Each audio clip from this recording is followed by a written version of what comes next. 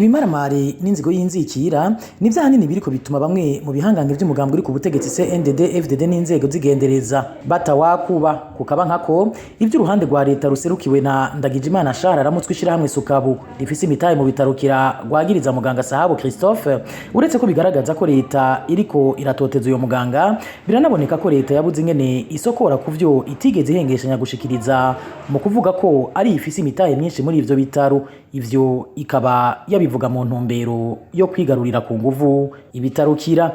Kukijanye n'agatotezo ntivyumvikana ingene leta yagiriza umuntu umwe rudende ko ari we ariko arayinyaga mu gihe ibitaro uyo muganga yararongoye bifise inzego zitari nke, harimwo urwego nshingwantwaro, urwego rujejwe gukurikiranira hafi bijanye n'ubutunzi, service financier et comptabilité mu gifaransa n'ibindi.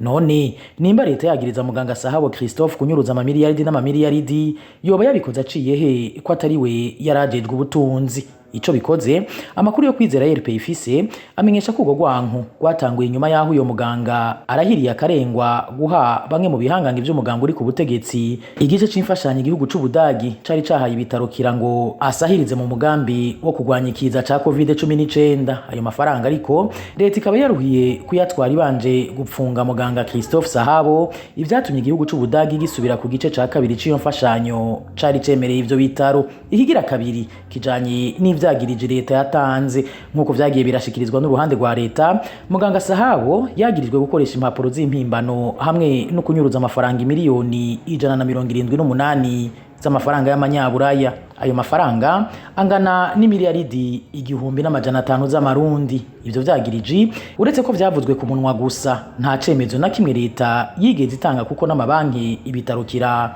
bifisemo amakonte yagumye avuga ko ivyo bidashoboka kuko uretse ko bitokunda ko umuntu umwe asohora amafaranga angana uko, nayo mabanki yo nyine ubwayo yamenyesheje ko ataburyo bungana uko afise mu bubiko bwayo. Uko kubura ivyagirije ni navyo vyatumye urubanza rudindira, ariko kubera igitsure c'uburongo iperereza ry'igihugu Habarurema Ile-de-France batazira King Kong ari no mu bagabanganye ibihumbi n'ibihumbagiza vy'amadolari y'abanyamerika yatanzwe nk'imfashanyo n'igihugu c'Ubudagi, sentare isubiramwo imanza ya Muha yategetswe kwemeza urwari rwaciwe ku gitsure nyene na sentare nkuru ya Mukaza muri Ruhuhuma 2025. Gutyo urubanza baba baruciye idosi yigaragara. Ababuranira muganga Christophe Sahabo bakaba bamenyesheje ariko ko bagiye kunguruza kandi urwo rubanza bakarushira muri sentare gasambura manza, aho bizeye ko ubutungane buzikubita gashi bukarenganura uwo baburanira.